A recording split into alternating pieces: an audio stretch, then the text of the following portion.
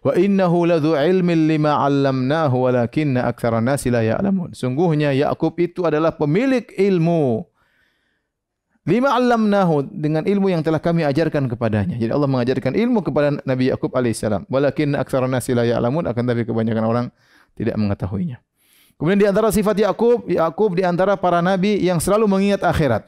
Allah berfirman ya dalam surat Shad, "Wadhkur ibadana Ibrahim wa Ishaq wa Yaqub ulil aidi wal absar." Dan ingatlah hamba-hamba kami Ibrahim, Ishak dan Yakub yang mereka memiliki ulil aidi, memiliki perbuatan-perbuatan yang besar, wal absar, memiliki ilmu. Kata Allah, "Inna akhlasnahum bi khalisatin dzikrad dar." Kami mengkhususkan mereka dengan suatu perangai yang mulia, yaitu apa? Dzikrad dar, mereka senantiasa ingat akhirat. Apa maksudnya? Ya, kata para ulama, di antaranya Al-Qurtubi, yaitu mereka selalu mengingat akhirat dan mereka semangat untuk menuju akhirat dan mereka mengingatkan manusia untuk akhirat. Ini ciri Ibrahim, Ishak dan Yakub. Makanya setelah itu Allah berfirman, "Wa innahum indana laminal mustafainal akhyar." Dan sungguhnya mereka ini Ibrahim, Ishak dan Yakub di sisi kami termasuk orang-orang yang pilihan, orang-orang terbaik. Orang terbaik pilihan. Ingat ya, saya bicara tentang Yakub khususnya. Dia adalah hamba pilihan. Pilihan dari Allah Subhanahu wa taala. Minal mustafainal akhyar, pilihan terbaik. Kemudian selalu ingat akhirat. Bahkan mengingatkan orang kepada akhirat. Itu di antara ciri Nabi Yakub alaihissalam. Kemudian di antara ciri menakjubkan Nabi Yakub alaihissalam, beliau selalu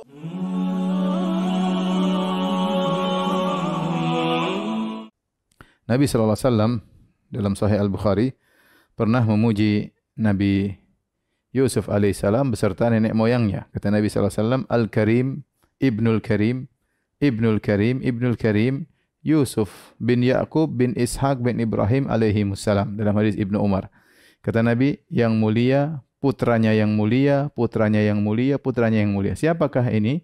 Ternyata maksudnya Nabi adalah Yusuf alaihissalam, putranya Yakub alaihissalam, bin Yakub, kemudian bin Ishaq, bin Ibrahim. Ya, yang keempat Nabi ini disebut dengan orang-orang yang mulia. Subhanallah, silsilah para Nabi, mulai dari Nabi Ibrahim, kemudian Ishaq, kemudian Yakub, kemudian Nabi Yusuf alaihissalam. Berbeda dengan Nabi Muhammad SAW, ya, Nabi Ibrahim, kemudian Ismail, kemudian jauh baru kemudian muncul Nabi Muhammad SAW. Adapun kisah Nabi Ishaq alaihissalam, maka kita tidak dapati banyak penyebutannya dalam Al-Quran secara detail, tidak ada, kecuali hanya sebutan sedikit-sedikit. Hanya kita tahu bagaimana kisah kelahiran Nabi Ishaq, sebagaimana pernah kita sebutkan dalam kisah Nabi Lut alaihissalam atau Nabi Ibrahim alaihissalam, di mana Ishak lahir dari kedua orang tua yang sudah sangat tua. Ibrahim alaihissalam sudah sangat tua dan ibunya Sarah tua lagi mandul. Ya, makanya waktu kata malaikat, "Fabasyarnahu bi Ishaq wa mi wara'i Ishaq Yaqub." Kata Allah, maka kami memberi kabar gembira kepada istrinya, "Fabasyarnaha bi Ishaq." Itu kami beri kabar gembira kepada Sarah bahwa dia akan punya anak namanya Ishak. Wa mi wara'i Ishaq Yaqub, dan setelah Ishak dia punya anak lagi namanya Yakub, yaitu anaknya Ishak Yakub. Ini kabar gembira luar biasa bahwasanya dia akan punya anak Ishak dan Ishak ini akan punya anak namanya Yakub. Makanya dia mengatakan, "Ya wailata, a'alidu wa ana ajuzun wa hadza ba'li syaikha." Ya, kemudian Sarah berkata, "Bagaimana caranya saya bisa melahirkan sementara saya sudah sangat tua?" Kemudian suami saya juga Ibrahim sudah sangat tua, ya, tetapi ini sangat mudah bagi Allah Subhanahu wa taala. Maka akhirnya lahirlah Ishak dari dua pasangan yang sudah sangat tua, ya. Ibrahim mungkin sudah 100, ya. Sarah juga mungkin sudah menopause, sudah juga 90-an dan sekitar itu, ya. Tapi subhanallah, lahirlah Ishak, seorang nabi yang sangat mulia. Dan Ishak, ya, subhanallah, adalah anugerah dari Allah Subhanahu wa taala kepada Ibrahim, ya. Makanya Allah berfirman, "Falamma a'tazalahum ma ya'buduna min dunillah." Tatkala Ibrahim meninggalkan kaumnya dan meninggalkan berhala-berhala yang mereka sembah, bahkan dia meninggalkan ayahnya, meninggalkan kampung halamannya, meninggalkan keluarganya. Kata Allah, "Wahabna lahu Ishaq wa Yaqub." Maka kami anugerahkan kepada Ibrahim, ya wahabna, yaitu anugerah. Kami menganugerahkan kepada Ibrahim Ishak dan Yakub. Wa kullan ja'alna nabiyya, dan kami jadikan keduanya sebagai seorang nabi. Kata para ulama, ini akibat Ibrahim meninggalkan kampung halamannya, keluarganya, ayahnya karena Allah, maka Allah ganti dengan keluarga yang baru, yaitu anak yang saleh Ishak dan cucunya Yakub yang juga sangat saleh. Yang kata Allah, wa kullan ja'alna nabiyya, keduanya kami jadikan sebagai seorang nabi, ya. Kemudian juga dalam ayat yang lain, ketika malaikat datang kepada Ibrahim dan bertemu dengan istrinya Sarah, kata Allah, inna nubashiruka bi gulamin alim. Malaikat berkata kepada Sarah atau kepada Ibrahim, inna nubashiruka bi gulamin alim. Sungguhnya kami beri kabar gembira kepada engkau wahai Ibrahim tentang putramu yang seorang alim, yaitu Ishak. Para ulama mengatakan maksudnya Ishak.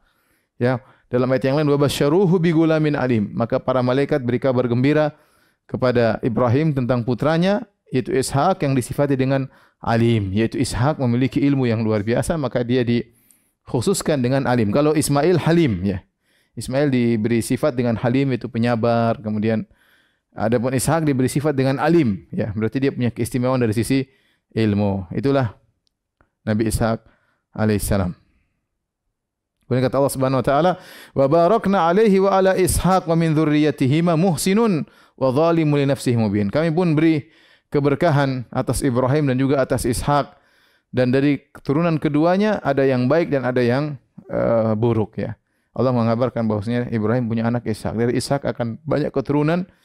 Kemudian muhsinun wa zalimun li nafsihi mubin. Ada keturunan yang baik, ada keturunan yang buruk. Ini sering saya sampaikan bahwasanya tidak semua keturunan para anbiya berarti orang-orang saleh, ya. Tidak. Allah sendiri telah mengabarkan dalam surat Shafat, ya, wa min dzurriyyatihima, di antara keturunan keduanya Ibrahim dan Ishak, muhsinun, ada yang baik, wa zalimun li nafsihi mubin, dan ada yang zalim, berbuat maksiat, ya, pelaku maksiat, ya. Karena yang maksum cuma para nabi, adapun keturunannya maka tidak. Ini sekilas tentang Nabi Ishak alaihissalam yang ceritanya tidak ada dalam Al-Quran, ya, ceritanya ada di dalam Bible, dalam Perjanjian Lama. Nanti akan kita singgung. Kemudian kita berlanjut pada anaknya, seorang hamba yang mulia, Nabi Yakub alaihissalam. Nabi Yakub alaihissalam. Nabi Yakub lebih banyak disebutkan dalam Al-Quran daripada Ishak, terutama tatkala kisah Nabi Yakub bersama putranya Yusuf alaihissalam dan juga saudara-saudaranya Yusuf. Nanti akan kita bahas secara khusus tentang kisah Nabi Yusuf alaihissalam. Di situ disebutkan Yakub berulang-ulang. Allah menyebutkan Nabi Yakub dengan banyak pujian. Di antaranya Nabi Yakub dipuji oleh Allah karena dia menunaikan nazarnya.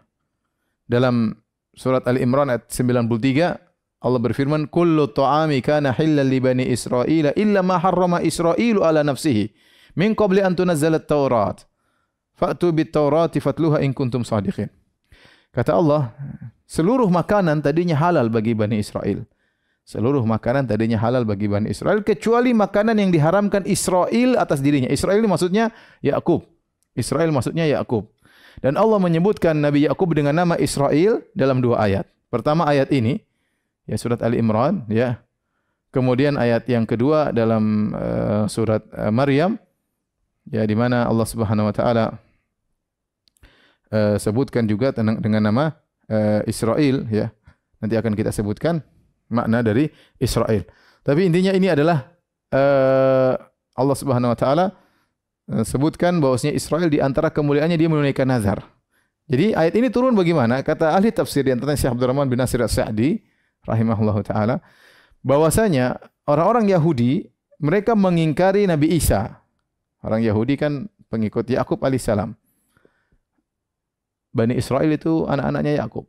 Kemudian mereka mengingkari Nabi Isa. Kenapa? Karena Nabi Isa datang dengan nasakh. Nabi Isa datang merubah hukum-hukum. Uhilla lakum ma hurrima alaikum. Aku menghalalkan bagi kalian wahai orang-orang Bani Israel yang dulu diharamkan bagi kalian. Mereka protes, kata mereka tidak ada, Taurat enggak bisa terima nasikh dan mansukh, enggak ada namanya mansukh. Sementara Isa bin Maryam datang ingin merubah isi Taurat, maka mereka tidak terima. Mereka tidak terima. Apalagi kemudian datang Nabi Muhammad SAW yang kemudian merubah secara total Taurat dan Injil. Mereka lebih tidak terima lagi. Sedangkan Isa mereka tidak terima karena Isa mengadakan perubahan terhadap Taurat, apalagi Nabi Muhammad SAW. Oleh kerana Allah bantah mereka. Kata Allah, lihatlah, kullu ta'ami kana halal li bani Israil illa ma harrama Israilu ala nafsihi. Dulu makanan halal semua bagi Bani Israel. Sebelum turun Taurat, ya, karena Taurat datang turun kepada Nabi Musa alaihissalam. Sebelum datang Taurat, makanan halal semuanya. Kemudian Israel mengharamkan atas dirinya, illa ma harrama Israel ala nafsih. Israel mengharamkan makanan kepada dirinya. Kenapa? Apa ceritanya Israel mengharamkan? Israel maksudnya Yakub. Apa ceritanya Yakub mengharamkan makanan bagi dirinya? Disebutkan oleh para ahli tafsir, dia mengalami suatu penyakit namanya irqun nasa, yaitu semacam penyakit di pinggang. Ada yang mengatakan mirip dengan saraf kejepit, mirip dengan saraf kejepit, ya. Jadi dia kesakitan. Akhirnya dia bernazar kepada Allah, ya Allah, kalau aku sembuh, aku tidak akan memakan makanan yang paling aku sukai. Disebut daging onta atau susu onta. Dia bernazar, saya tidak akan makan makanan yang paling aku cintai tersebut kalau saya sembuh. Ternyata Allah sembuhkan dia. Begitu Allah sembuhkan dari penyakitnya, maka dia pun menunaikan nazarnya. Dia menunaikan nazarnya. Allah puji di sini bagaimana Israel atau Yakub alaihissalam menunaikan nazarnya. Akhirnya dia tidak makan onta dan tidak minum susu onta. Di sini Allah ingin membantah mereka, kalian melarang nasakh sementara perubahan hukum pernah terjadi. Dahulu sebelum Taurat turun, makanan halal kecuali yang diharamkan oleh Israel. Kemudian setelah datang Taurat, berubah lagi hukumnya. Kemudian ada pengharaman akibat perbuatan mereka, sebagian makanan diharamkan. Kemudian datang Nabi Isa alaihissalam menghalalkan apa yang diharamkan, dan ini mudah terjadi. Ini aturan Allah. Kemudian datang Muhammad sallallahu alaihi wasallam memberi aturan baru, enggak ada masalah.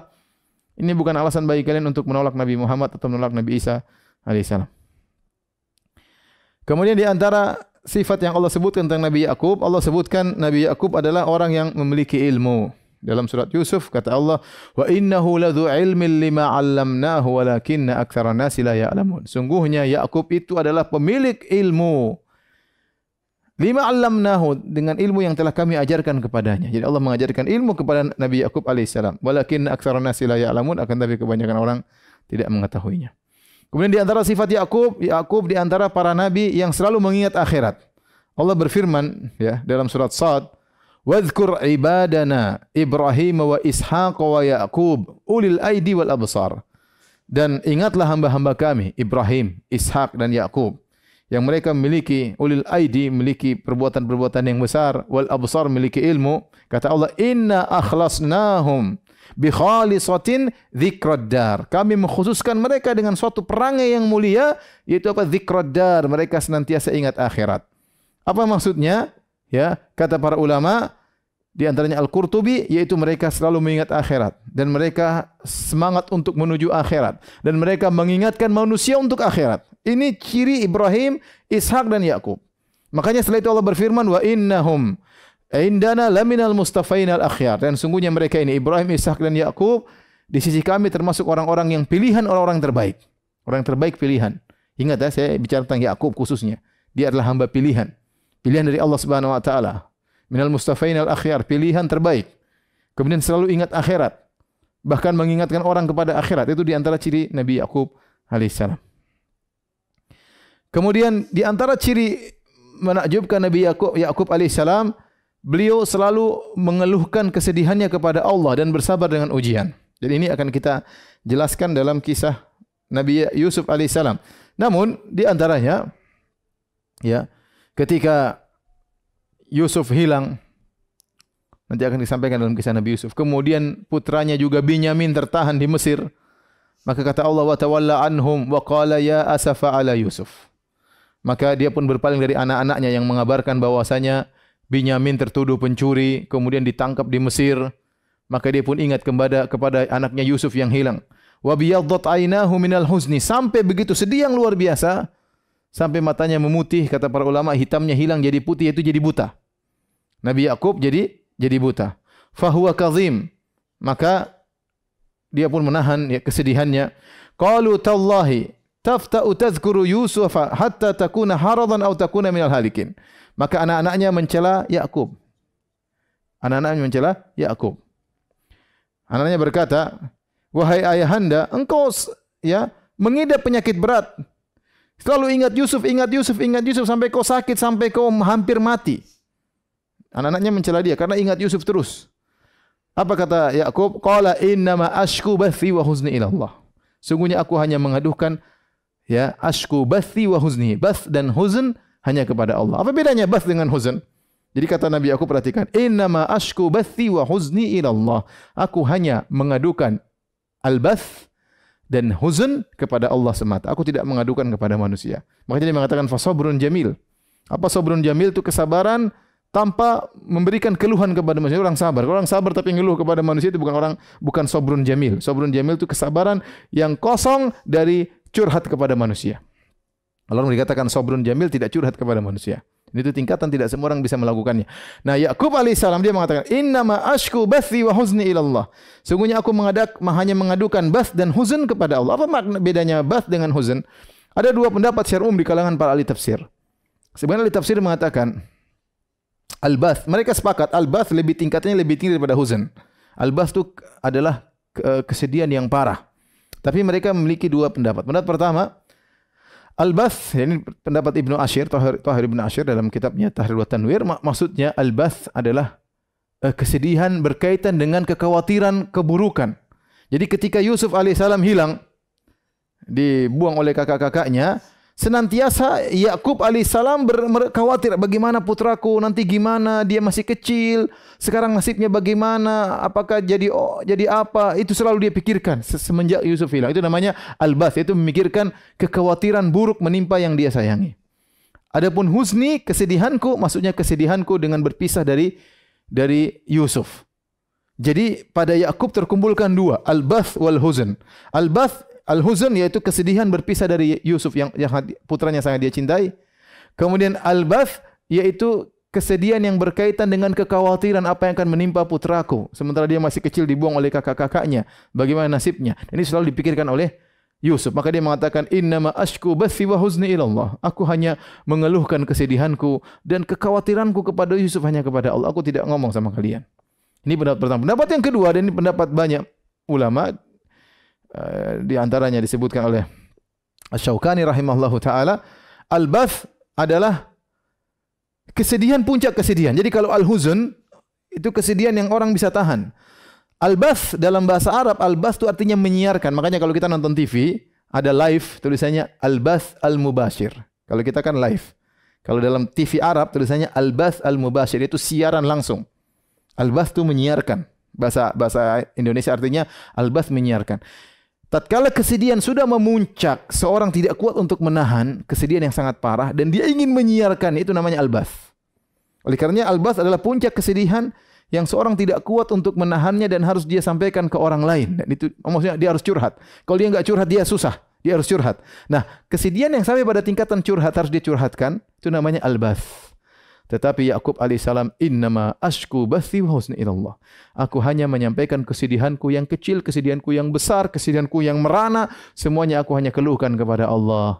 Sabrun jamil. Dia tidak pernah mengeluhkan kepada manusia. Dan ini contoh menakjubkan dari Nabi Yakub alaihissalam. Ya. Untuk bayangkan Nabi Yakub alaihissalam, ya, dipisahkan dari anaknya Yusuf, ya, sekitar 80 tahun. Kata Hasan al-Basri, saya bacakan perkataan Hasan al-Basri.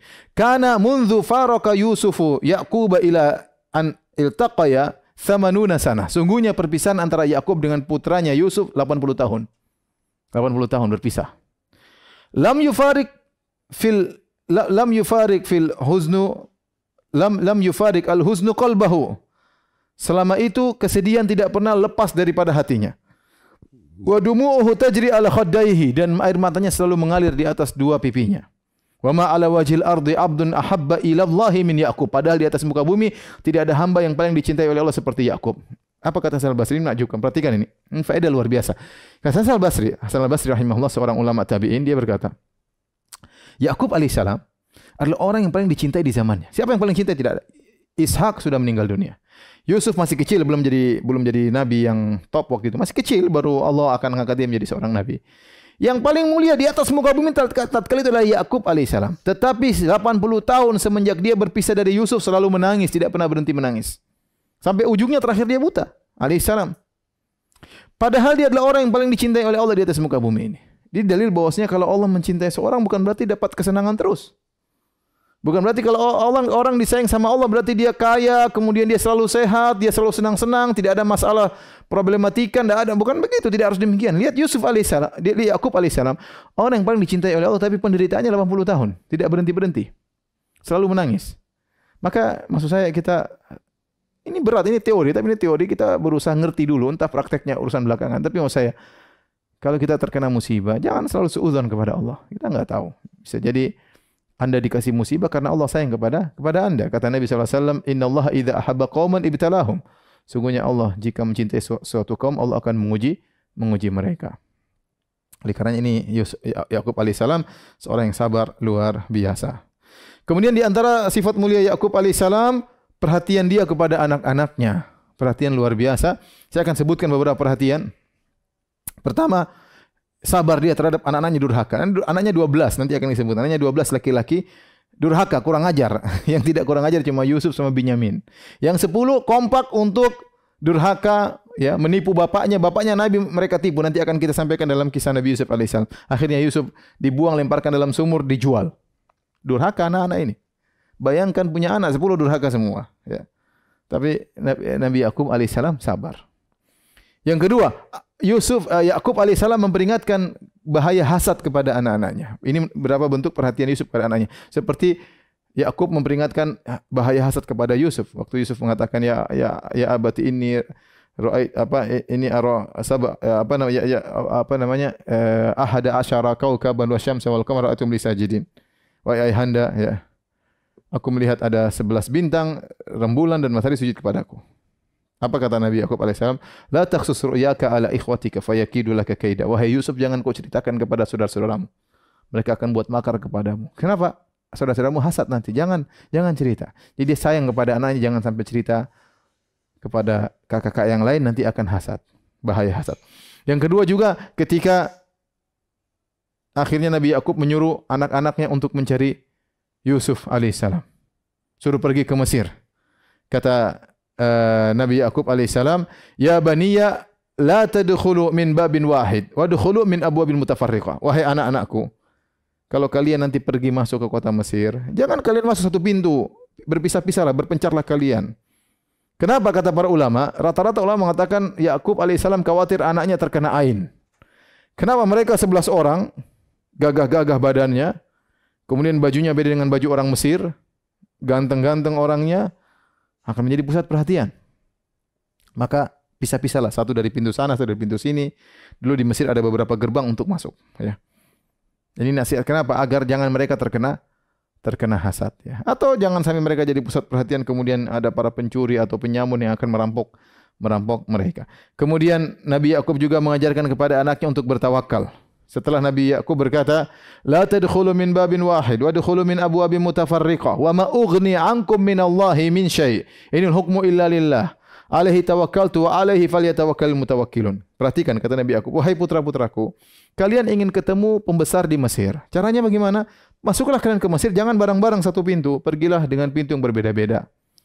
Kenapa kalau kalian masuk satu pintu rame-rame, bisa kalian dihalangi, bisa ada yang mencuri, ada yang merampok, bisa terkena ain, bisa akhirnya kalian tidak sampai pada sang pembesar yang baik yang ada di Mesir. Maka masuklah kalian dari pintu yang berbeda-beda. Tapi ingat, kata Nabi Yakub, Mama ugni ankum minallahi syai'a. Mama ugni ankum minallahi min syai'a. Aku tidak bisa. Ini sekedar ide, sekedar nasihat, tapi urusan Allah. Ini sekedar nasihat, tapi keputusan di tangan Allah. Oleh karenanya, inil hukmu illa lillah. Keputusan di tangan Allah. Kalian sudah berusaha, kalau terjadi sesuatu ya bukan urusanku. Serahkan. Jadi serahkan kepada Allah. Alaihi tawakkaltu, aku bertawakal kepada Allah. Wa alaihi falyatawakkal mutawakkilun. Hendaknya orang-orang bertawakal kepada Allah. Jadi Yakub alaihissalam mengajarkan namanya tawakal yang benar adalah berusaha. Jangan masuk bareng-bareng, masuk berpisah-pisah. Tapi jangan sampai hatimu terikat kepada sebab tersebut. Karena keberhasilan hanyalah urusan Allah Subhanahu wa taala. Ini nasihat luar biasa dari Yakub kepada putra-putranya. Kemudian juga Yakub mengajarkan kepada anaknya itu tidak putus asa. Ya bani yadhhabu fatahassasu min Yusufa wa akhihi wa la tayasu min rahillah. Wahai anak-anakku, pergilah kalian carilah kabar tentang Yusuf dan saudaranya dan jangan kalian putus asa dari rahmat Allah. Jangan pernah putus asa, kata Nabi Yakub.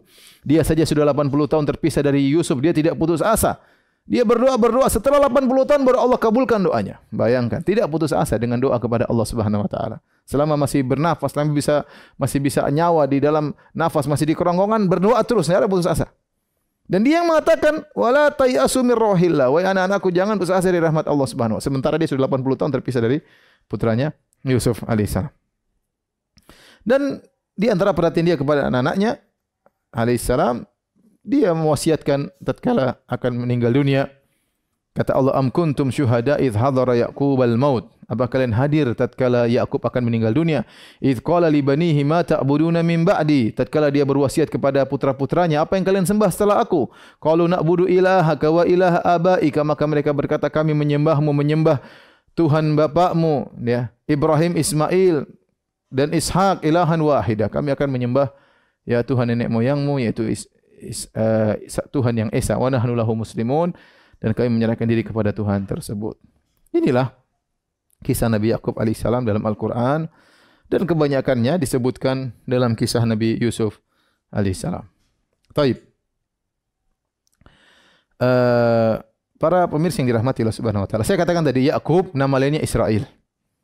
Allah sebutkan dalam dua ayat Al-Quran bahwasanya Ya'qub namanya Israel. Di antaranya tadi dalam surat Ali Imran, kullu ta'ami kana halal li bani Israil illa ma harrama Israilu ala nafsih. Kecuali makanan yang diharamkan Israel terhadap dirinya. Israel maksudnya Ya'qub. Yang kedua yaitu dalam surat Maryam kata Allah, ulaika alladziina an'ama Allahu 'alaihim minan nabiyyin min dzurriyyati Adam wa mimman hamalna ma'anuh wa min dzurriyyati Ibrahim wa Israil. Ya, dari keturunan Ibrahim dan Israel. Israel maksudnya Ya'qub. Ya'qub alaihissalam. Apa makna Israel? Israel maknanya adalah hamba Allah. Sama seperti Mikail, Jibril, Israfil, ya. Il itu kata sebagian ulama, il maksudnya Allah secara bahasa Ibrani. Il artinya Allah. Israel artinya Abdullah. Kata mereka Jibril dari Gebrail dalam bahasa Ibrani artinya orang sosok yang kuat, sosok yang kuat itu malaikat yang sangat kuat. Jibril. Intinya maksudnya Allah Subhanahu wa taala. Jadi Israel maksudnya hamba Allah Subhanahu wa taala. Nah, bagaimana kisah Ya'qub alaihissalam?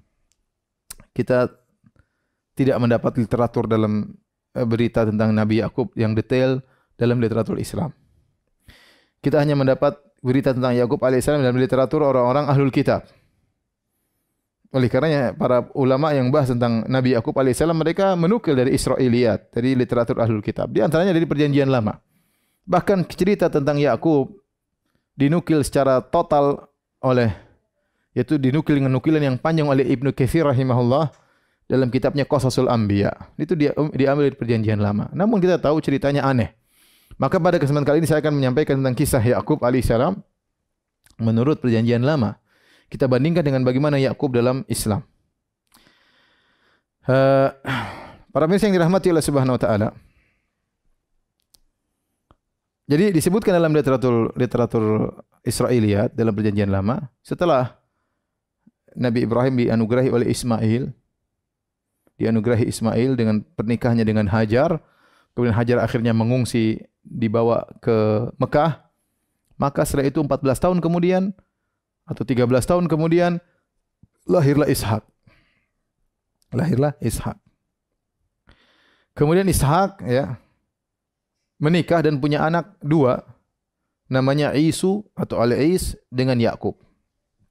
Ishak punya anak namanya Al-Isu dan Ya'qub, dan istrinya namanya Ribqah atau dalam literatur Islam namanya Rifqah.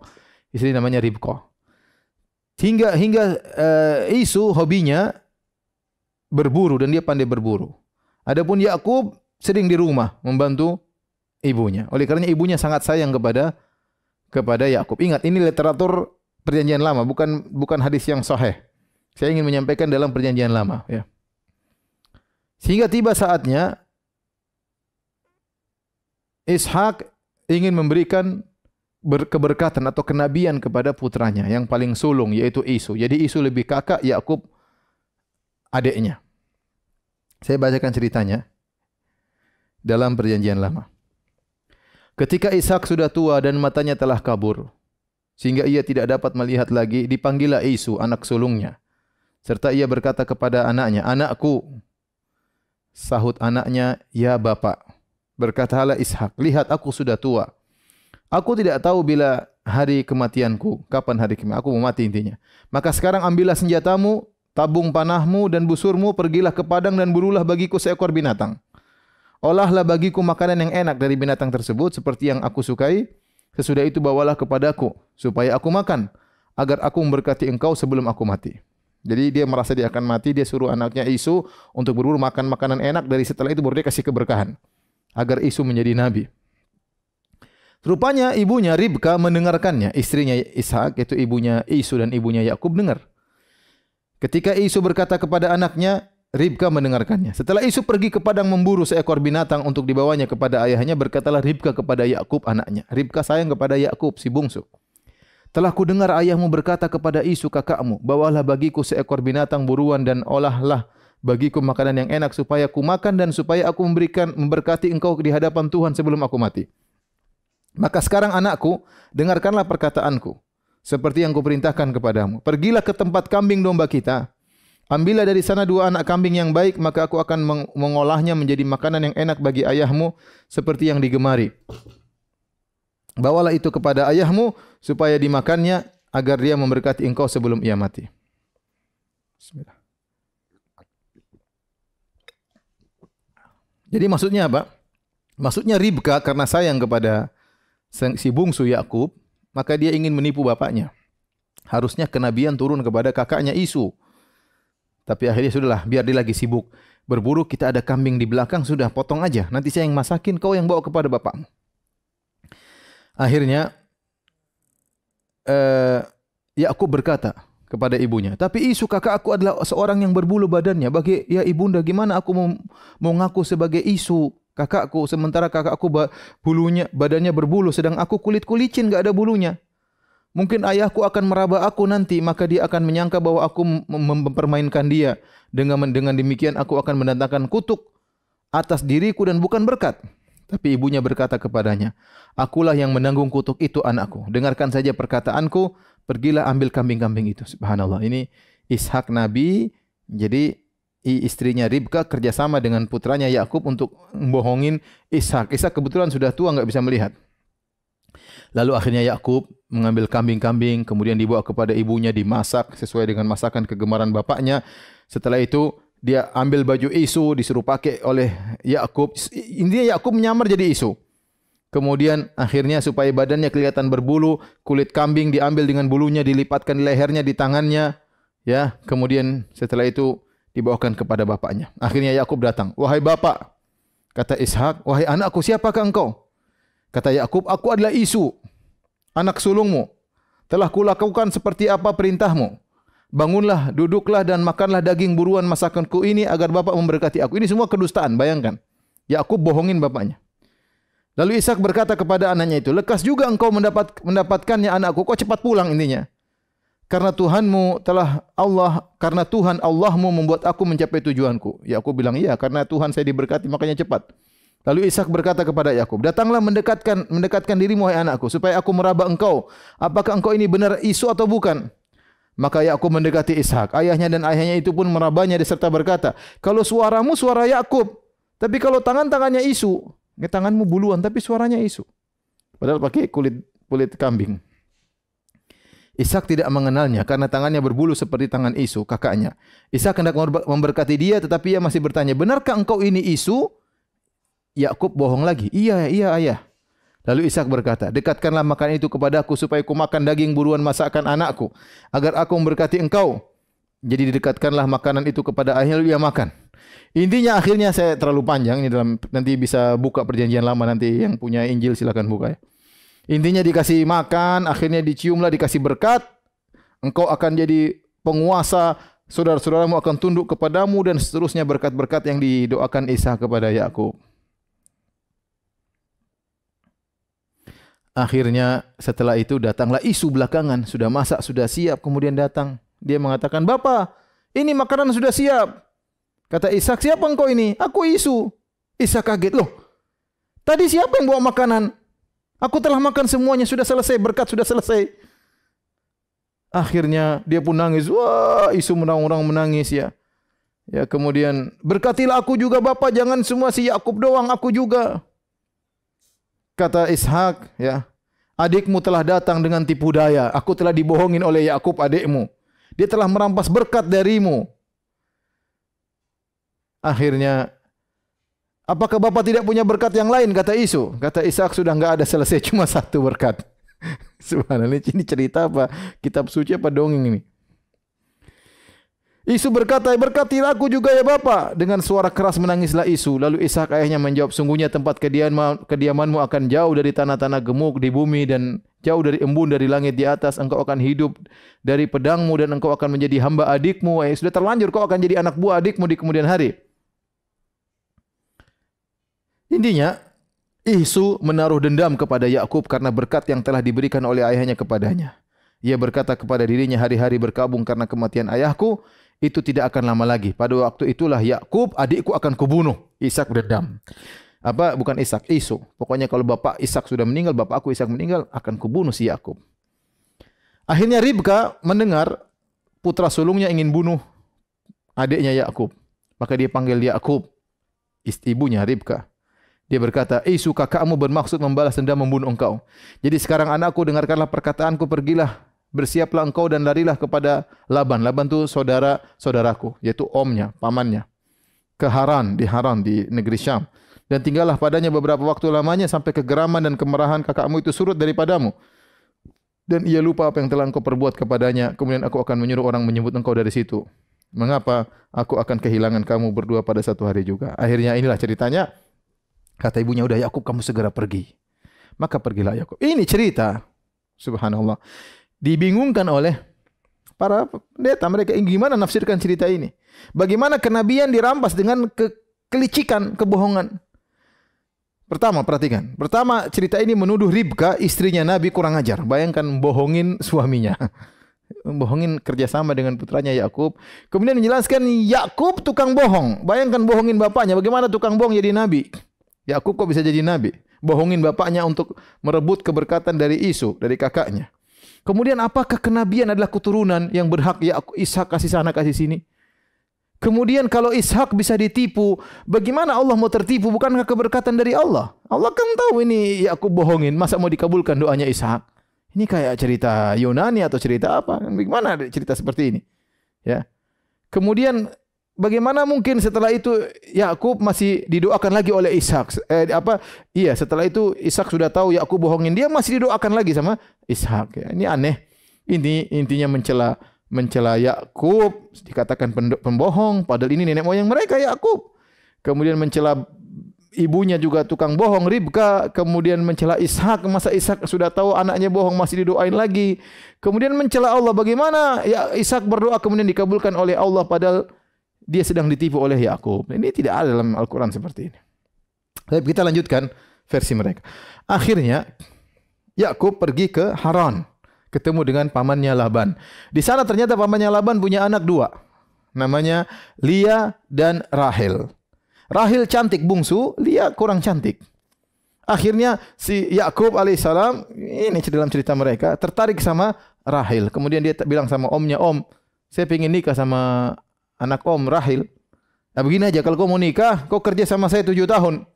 Oke. Setelah 7 tahun nikah sama Rahel, karena Rahel yang cantik. Setelah Yakub bekerja selama 7 tahun, kemudian terjadi pernikahan, kemudian disuruh masuk di kamar, intinya untuk bertemu dengan istrinya. Begitu dia ketemu, ternyata bukan Rahel, ternyata yang dikasih Lia yang kurang cantik. Akhirnya Yakub bilang, Om gimana? Kan kita janji sama Rahel, kenapa kau kasih Lia? Rahel yang cantik, Lia kurang cantik.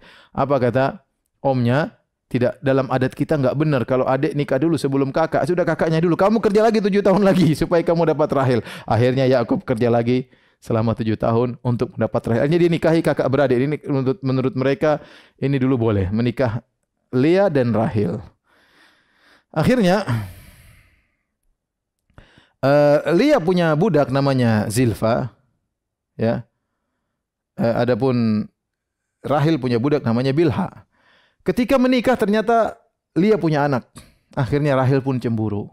Akhirnya Rahel menghadiahkan budaknya bernama Bilha kepada Yakub. Akhirnya Yakub nikahi punya anak. Akhirnya Lia pun cemburu, dia hadiahkan budaknya Zilfa kepada Yakub. Akhirnya punya anak juga. Akhirnya Yakub punya 4 istri, yaitu Lia, kemudian adiknya Rahil, kemudian budaknya Rahil yaitu Bilha, dan budaknya Lia yaitu Zilfa. Dan ini 4 dinikahi. Dari 4 ini punya anak 12.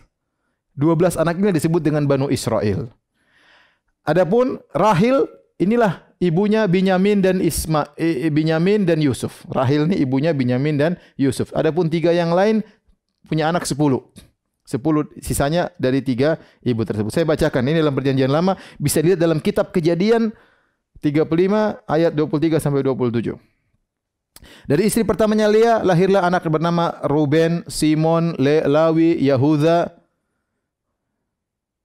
Isakhar dan Zebulon. Dari Rahil lahir Yusuf dan Binyamin. Dari Bilha lahirlah Dan dan Naftali. Dan dari Zilfa Gad dan Aser. Inilah 12 anak dari Yakub, yang 12 anak disebut dengan Bani Israel. 2 di antaranya Binyamin dan Yusuf, ibunya Rahil. Sisanya nanti cemburu kepada Binyamin dan Yusuf. Menurut saya, kisah Nabi Ishak dan Nabi Yakub ini adalah cermin betapa pentingnya kesabaran dalam hidup. Nabi Ishak mewarisi keteguhan iman dari ayahnya, yaitu Nabi Ibrahim, dan itu diwariskan kepada Nabi Yakub. Inilah bukti nyata bahwa keimanan bisa menjadi warisan paling berharga bagi generasi setelah kita. Saya juga merasa tersentuh dengan keteguhan hati Nabi Yakub ketika menghadapi ujian saat kehilangan Nabi Yusuf. Bayangkan, seorang ayah yang sangat mencintai anaknya harus menahan rindu bertahun-tahun, tapi tidak sedikit pun ia menyalahkan Allah. Justru ia berkata, hanyalah kesabaran yang indah. Menurut saya, inilah teladan besar bahwa iman dan kesabaran bisa menjadi cahaya di tengah gelapnya musibah. Kisah ini mengingatkan kita bahwa ujian adalah bagian dari jalan hidup menuju Allah. Kalau para nabi saja diuji begitu berat, apalagi kita yang hanya manusia biasa, maka seharusnya kita tidak mudah mengeluh, karena di balik sabar pasti ada hikmah besar yang disiapkan oleh Allah. Barakallahu fikum.